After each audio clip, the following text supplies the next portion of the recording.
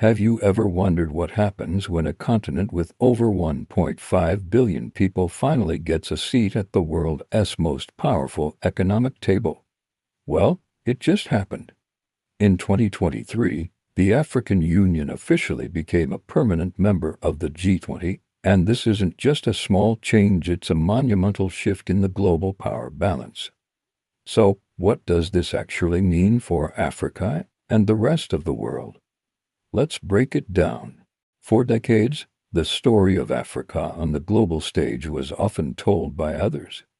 In the G20, a group that makes up 85% of the world's GDP, the entire continent was represented by just one country, South Africa. Imagine trying to speak for 54 other nations. It was an impossible task. All other African nations were, at best, observers.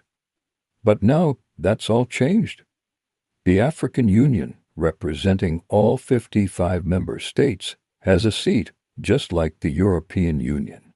This is a move from the sidelines to the center of the action, from being a topic of discussion to being a key part of the decision-making process.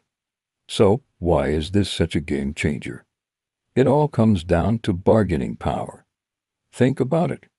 When you're negotiating a loan, you have limited leverage. But when you negotiate as a unified bloc of 55 countries, your voice becomes impossible to ignore. Issues that are critical for Africa, like fair debt relief structures, financing for massive infrastructure projects, and access to climate funds, can now be pushed with collective strength. Before, individual African countries often had to negotiate with giants like the US, China, or the EU on their own terms. Now it's the African Union, a continental powerhouse, sitting across the table. This changes the entire dynamic. It's a classic case of unity is strength, but on a geopolitical scale. Let's talk numbers, because they paint a powerful picture of why Africa's voice is so crucial. The continent is home to about 30% of the world's critical mineral reserves, the very resources needed for the green energy transition and our digital future. It holds 60% of the world's uncultivated arable land, which is vital for global food security. And its population is the youngest and fastest growing in the world, making it the next great frontier for economic growth and innovation. For years, the world saw Africa primarily as a source of raw materials, but its strategic value is skyrocketing. Economically, it's a massive emerging market. Politically, its collective vote and influence can swing global debates. Ignoring Africa is no longer an option. Engaging with it as an equal partner is now a necessity. One of the most pressing issues where Africa's new role will be felt is climate change. It's a cruel irony that Africa, the continent that has contributed the least to climate change, responsible for less than 4% of global historical carbon emissions, is the one facing the harshest consequences.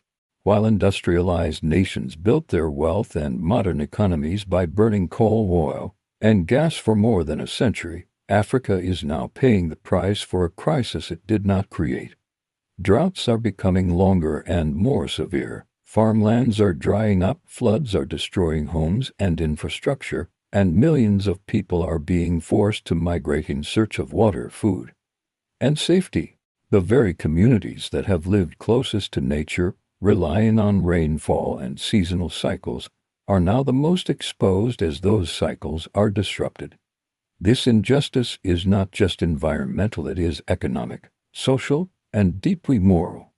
Africa is being asked to bear the weight of a problem caused by others with fewer resources to adapt or recover.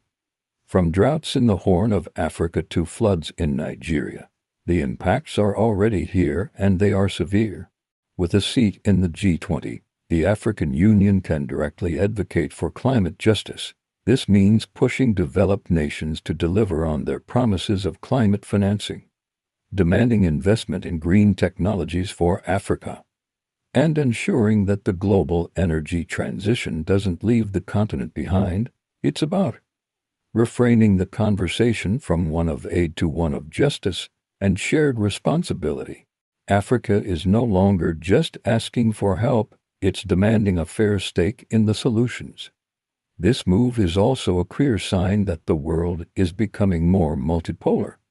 The era of a few Western countries dominating global institutions is fading. The rise of new powers and the inclusion of blocs like the African Union signal a shift towards a more distributed and balanced world order. This isn't about one power replacing another. It's about creating a system where more voices are heard and different perspectives are considered. For many, this is a long overdue correction. A multipolar world has the potential to be more democratic, more resilient, and better equipped to handle complex global challenges, because it forces cooperation and compromise rather than top-down directives. Africa's inclusion is a massive step in that direction, making the global system more representative of the world as it actually is today. Of course, this journey won't be without its challenges. The African Union's biggest test will be maintaining unity. 55 countries means 55 different national interests, political systems, and economic priorities. To be an effective force in the G20, they will need to forge a common agenda and speak with one voice. If internal divisions and political disagreements are allowed to fester, it could weaken their negotiating position and undermine their influence.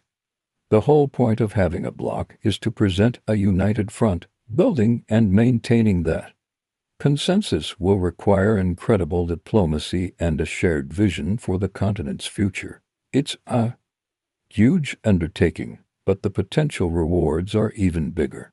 Ultimately, the African Union's entry into the G20 is far more than just a symbolic gesture. It represents the rise of Africa as a major geopolitical actor.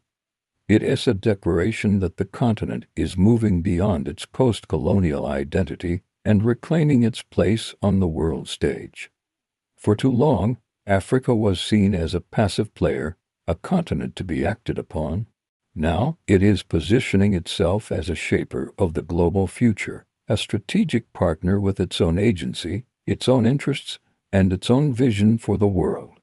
This is not just about economics, it's about dignity, respect, and a fundamental rebalancing of global power.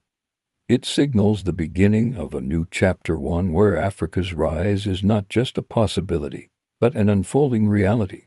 This is a story that's just beginning to unfold, and we'll be watching every step of the way. What do you think this means for the future? Let me know your thoughts in the comments below. And if you found this breakdown insightful, please give this video a thumbs up and subscribe to eGreen channel for more deep dives into the events shaping our world. Thanks for watching.